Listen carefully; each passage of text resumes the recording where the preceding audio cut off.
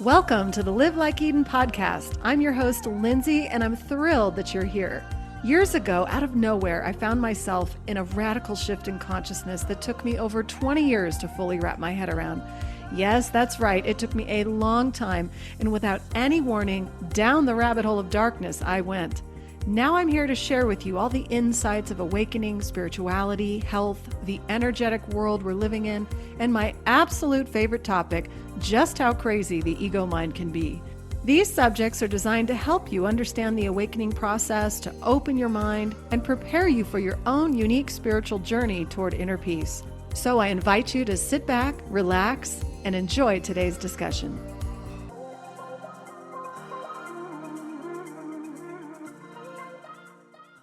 Before we get started with today's show, I want to share with you something I've been working on. I have created a quiz just for you to see where you are on your own unique spiritual path. Everybody loves a quiz, right? You can go to my website at livelikeeden.com, click on the quiz pop-up, and answer 10 quick questions. You'll get an immediate response emailed to you with your results, a personalized podcast playlist including 5 Live Like Eden episodes that will offer you assistance where you currently are. And I've also thrown in a few bonus episodes that you'll receive a few days later. If you're a spiritual junkie, you're in the midst of awakening, or you're simply curious where you might be in your own spiritual process, check it out and feel free to share with your friends who might be interested too. Hello, everyone. Welcome back to the show. I hope that you're doing well. I'm so thrilled that we have sunshine today in Colorado. Do you know that we had snow on Friday night? It was freezing too, like 20 degrees Fahrenheit cold, which is slightly abnormal for this time of year. I mean, we're very known for getting cold temperatures and then having it be 75 degrees the next day. So that's normal. But it does seem like it's a little chillier. And I'm just waiting for that heat to come. And usually right around May, the end of May, where I'm living at over 6,000 feet up, it just suddenly gets hot. There's no spring really. It's just it could snow up until that point, and then all of a sudden it's warm and we have a beautiful summer. But for everyone running around screaming about global warming, I kind of tend to think we're cooling. It feels more like freezing to me. Maybe I'm wrong. Maybe it's just where we live, but anyway, today, let's get right into it. I am participating in a weekend virtual retreat with a community called Awakenpedia. I've mentioned this before. I am sitting on a panel discussion, and the entire weekend is about presence and how we can access presence or that power of now within us in our everyday lives. And the title of the weekend is called Presence Portals. And I want to share this with you today because it's really relevant.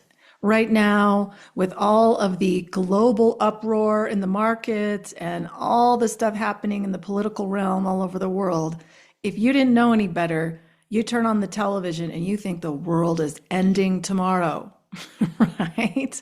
How many of you experience that, where you feel panicked? You're just panicking, just watching and immediately reacting and panicking. This is a really common trait of the mind, is it not? This is what the ego mind loves to do. Get a reaction. You know, like a little kid who's really good at taunting their siblings. One of my daughters, when she was little, she was a mastermind at poking at all of her siblings all the time. And she'd kind of focus her attention on her brother and then move to the other sister, then the other one. And it was just this cycle. And she was just a master at it, just getting a reaction. And she loved it. She'd sit there and laugh at them as they're bawling. It was horrible to watch. And as a parent, you're just watching this going, look at that manipulation at such a young age. It's like, wow.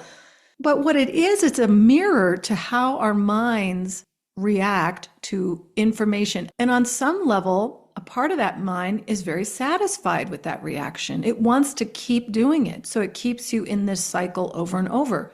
You could argue that's the world all the time throughout history. Every few years, there's always some external event that pulls the markets into global panic. The market can't just go up all the time, right? It self-corrects pretty regularly. All you have to do is look at the chart throughout history. For those of you that are stock traders, it's normal, up and down and up and down. Whatever external event they're freaking out about is going to drive the market down.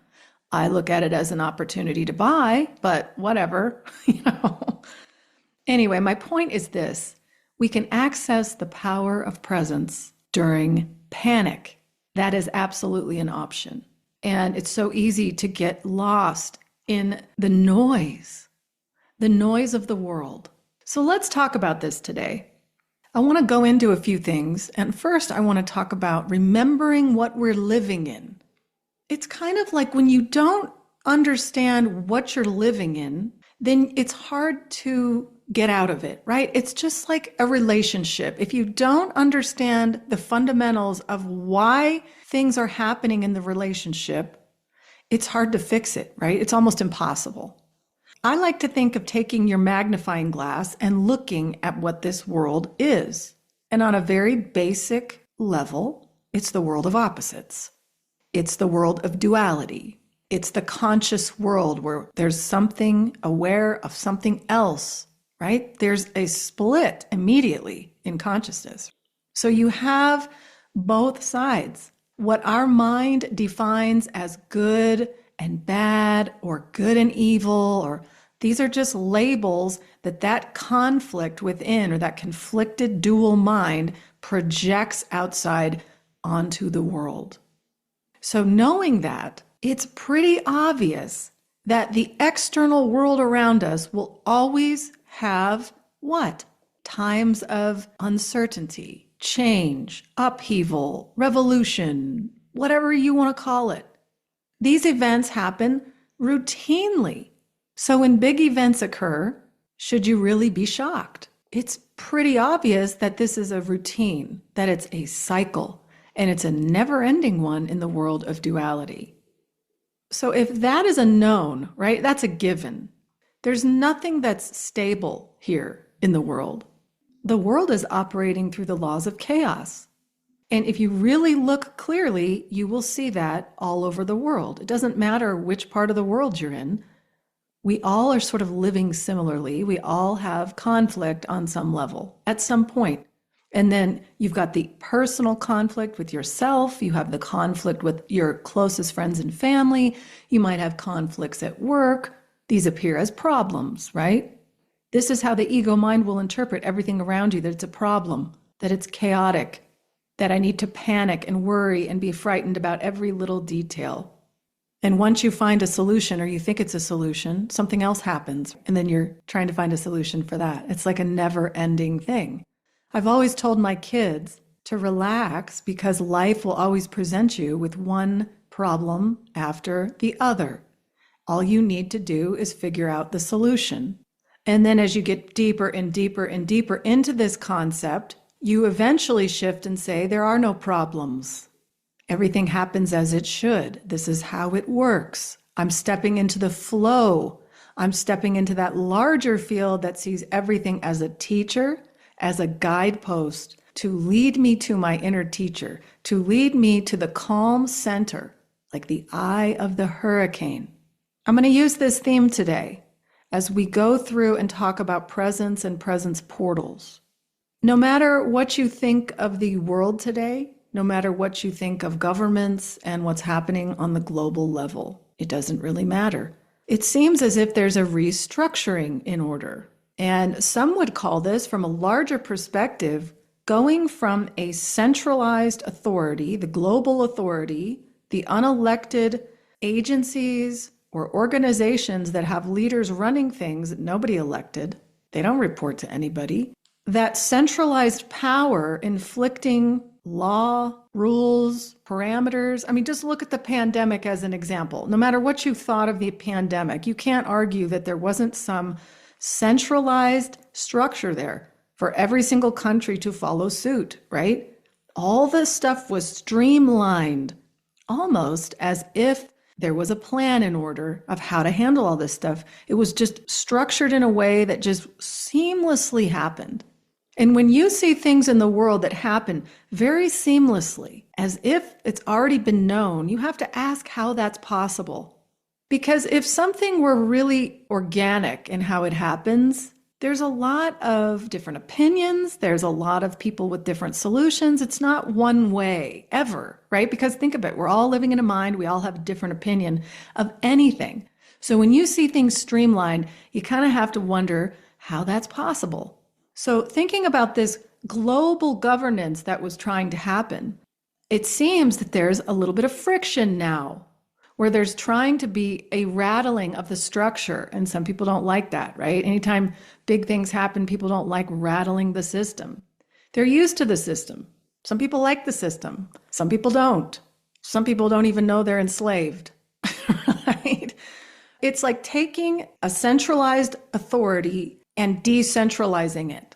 For instance, if you're in a small community of people and you live in a town with 10,000 people, but you're taking orders from some global authority that has no clue what's really going on in your local community, what the problems are and what the solutions are, how does that work? I mean, you can't have your tentacles in every little area and understand it, right? It's too far away. So it's like saying, you know how we used to live in tribal settings? We lived more in like a tribal setting or smaller communities, smaller towns. It kind of seems like there's a movement back into that you can actually take care of a smaller group of people. You can have more sense of community in that too.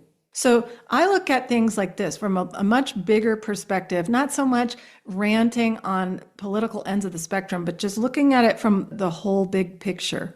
And you could look at this in finance too. You could look at this with money, with the creation of Bitcoin back in the early 2000s, probably was there before that, but before the public knew about it, is a decentralized money system where you're your own bank. And that's foreign to us when we think we have to go to the bank and the bank looks over our money. Meanwhile, they don't even have our money. I mean, it's just crazy. So some of what's going on is just rattling the system, rattling what's been in place and maybe doesn't have the best interest of the people involved.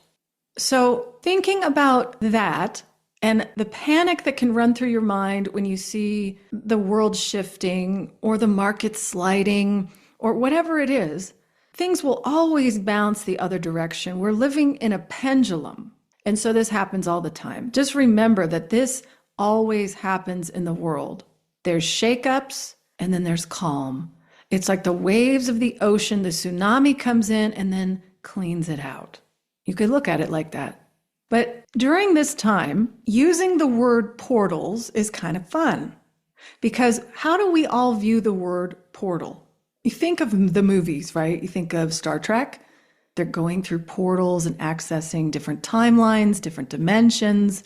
Beam me up through the portal and now I'm in a different location. There was a movie many, many years ago called Contact. Jodie Foster and Matthew McConaughey were in it. I don't know if any of you saw it. It was a great movie.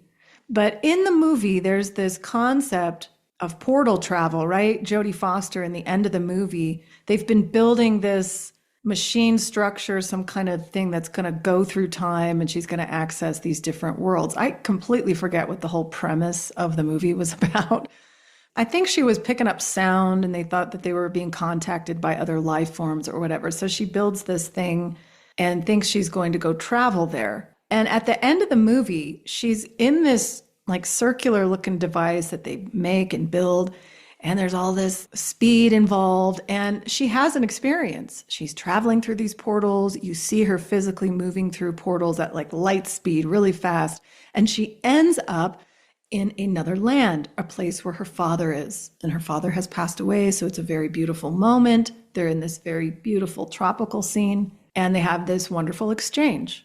And she comes back and she wakes up, opens her eyes, and just assumes that she physically went there, that the whole device she's in went there, when in reality, she didn't move anywhere. And the other thing that's odd is there was no time that had passed, really. She had just had this experience outside of time. Her body physically went nowhere, yet she had this portal travel within herself. And that's what I want to get at. If you think of a portal travel as only thinking externally, then you're looking for an actual tunnel that's going to take you to another land. What if the portal is in you?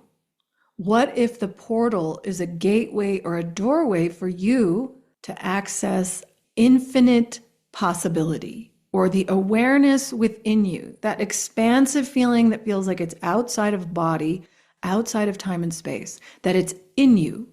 So you take that external portal and you flip it on its head, and now it's in you. It's the eye of the storm. And that access point is offering you calm, stillness, peace.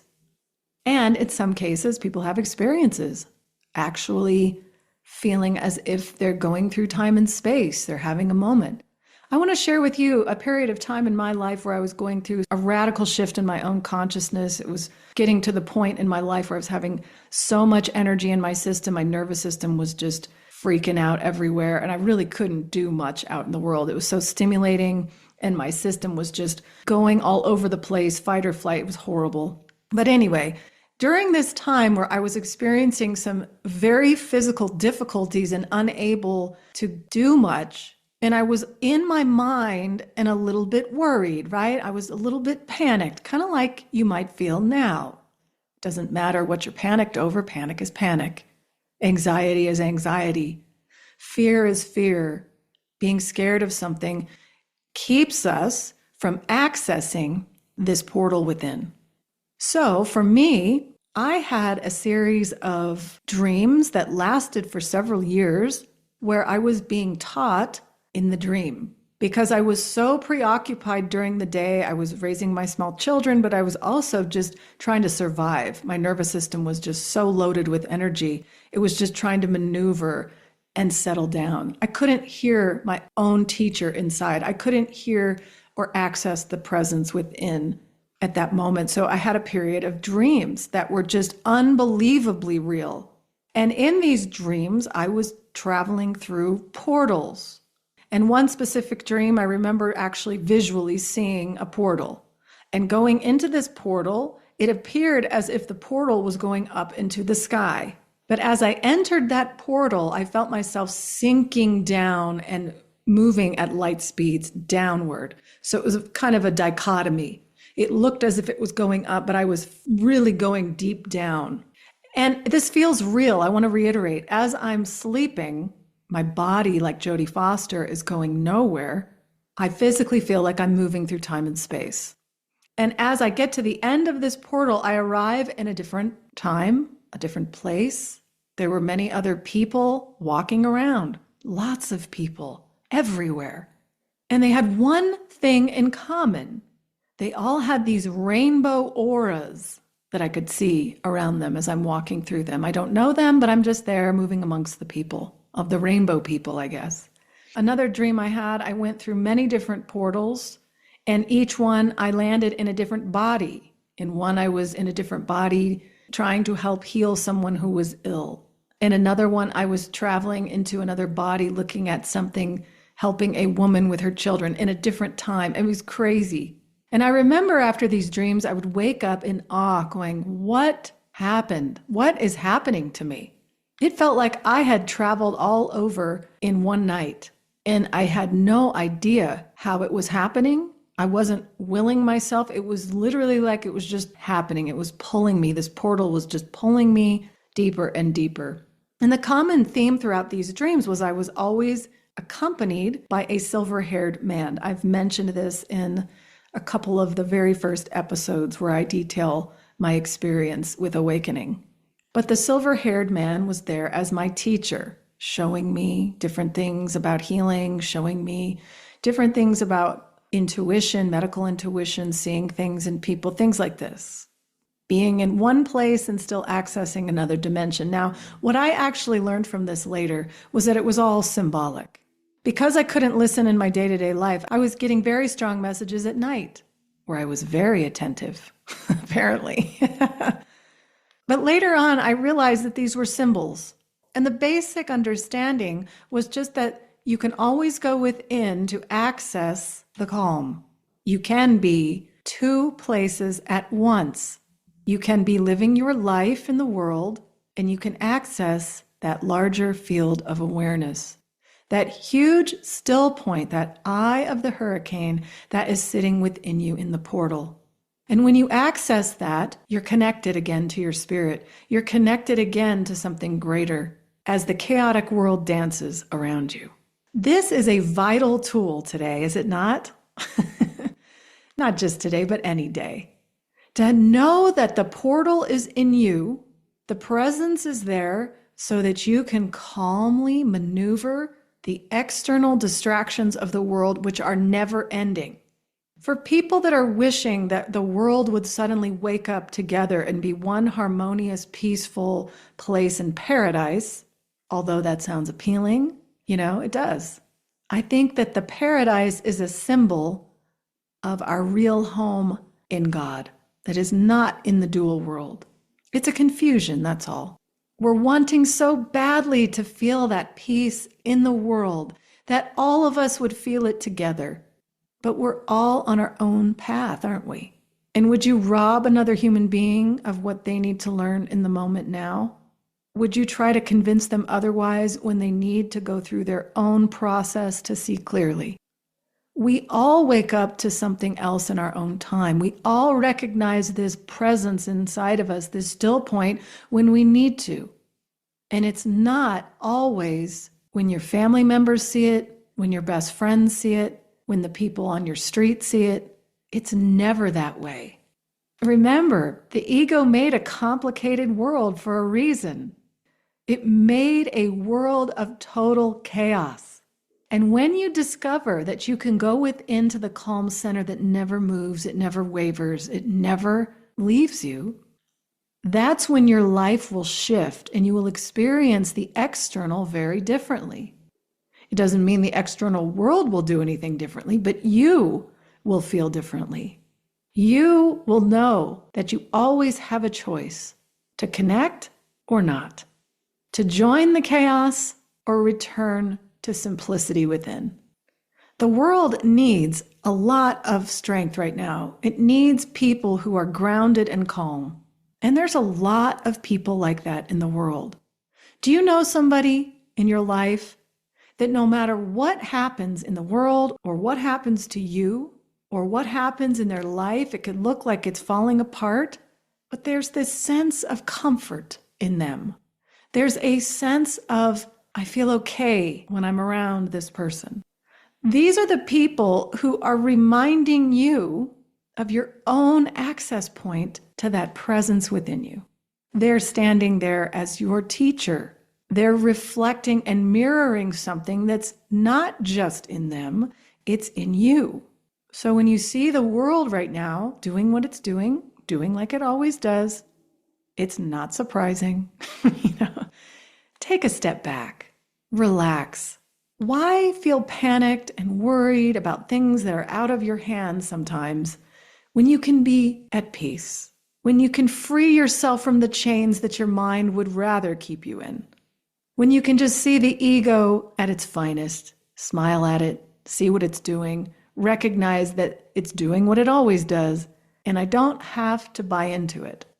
I don't have to grab a hold of it. I don't have to handcuff myself to my ego all the time. I can take a step back into the stillness, dipping your toe into that flowing stream of water that takes you effortlessly through life. That water moves through everything no matter what, right? Water just goes where it goes.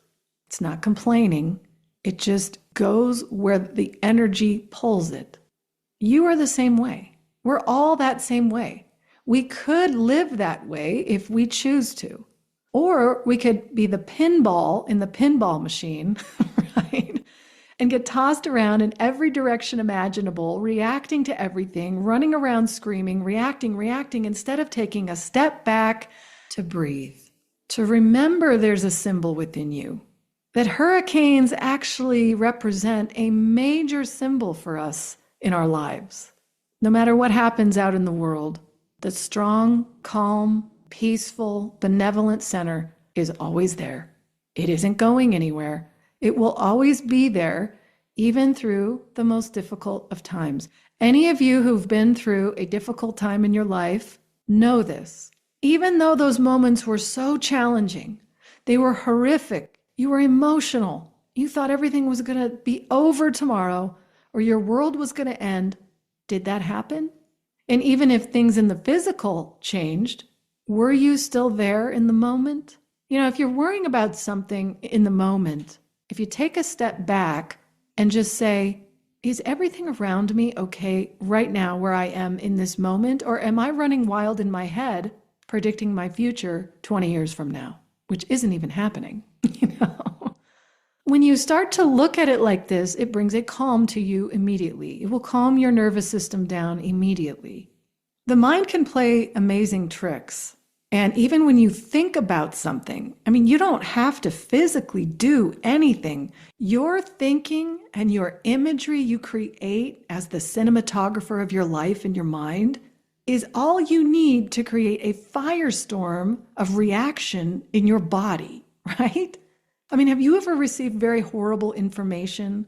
Like somebody passed away or somebody's in an accident. It's like instantaneous. The gut responds and all of a sudden adrenaline's pumping and you feel like a wreck. It was simply information you received. It had an energy to it. You didn't see it physically. You weren't there, but you picked up on the vibration of that energy and you reacted. Your body reacted. Your nervous system reacted. And you could look at this is what's really happening all the time with us. We receive information, we turn the television on, information presented to us there, and we react to the vibration they're putting out, which is almost 99% of the time negative or fearful or panic-stricken. And you react to that vibration that's put out. So it's up to you to recognize you can rise above that battlefield. You can rise above the stage of life. You can say, I can choose to take this information and react to it and run around chasing my own tail, freaking out, making myself and everybody around me miserable, complaining, ranting. Meanwhile, you have no access to solve any of it. And then there's another way you could see. You take a step back, you breathe in and you breathe out, and you see the portal, the presence available within you that takes you to the calm, still center of the hurricane. And you stay there. And when you stay connected to the calm, you can receive information, but you're so calm and your mind is calm that you have a greater opportunity to make a wiser decision. When you are in your head running around like a crazy person, you often jump the gun and react and make decisions just suddenly, right? You can make decisions just without even seeing it clearly. You're just reacting. You might actually react in a way that you shouldn't.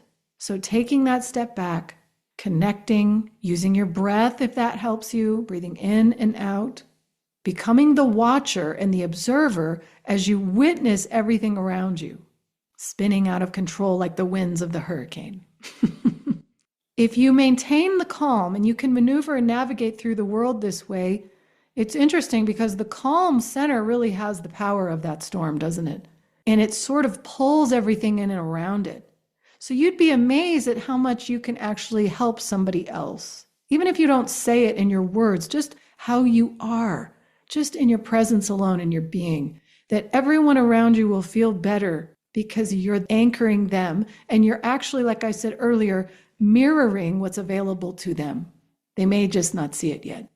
So as you continue through life, whether it's panic in the world now or panic in the world several years from now, you have an access point within you, that gateway or portal within that can take you to the timelessness, to the wiser teacher of spirit that will help you get through anything in your life. You'll learn to navigate these uncharted waters and the unknown journey ahead of us all, holding hands with that wiser teacher. For those of you that are interested in participating in this weekend's virtual retreat, the nice thing is you can do it right in your house. Retreats are fun physically, but they're expensive. My God, I'm looking at some people like going on physical retreats for the weekend and a nice tropical place. It's like thousands of dollars. You can just get on Awakenpedia.com. And I think it's $99 for the whole weekend. And you get to sit and listen to all kinds of speakers on different areas of how we live our everyday life and how you can utilize different tools to find this in yourself. I will link this in the show notes for any of you that might be interested. That'll do it for today. I'll see you guys next week. That'll wrap up today's show. Until next time, I invite you to check out my website at livelikeeden.com. You can sign up for a weekly email reminder when my new podcast and blog comes out, which is every Wednesday. If you are struggling with your own awakening process and you need further assistance or guidance, you can also sign up for a free consult, and I would be more than happy to work with you. If you're enjoying the show, I ask that you share it with others that you think it might benefit. Until next time, thank you so much for listening.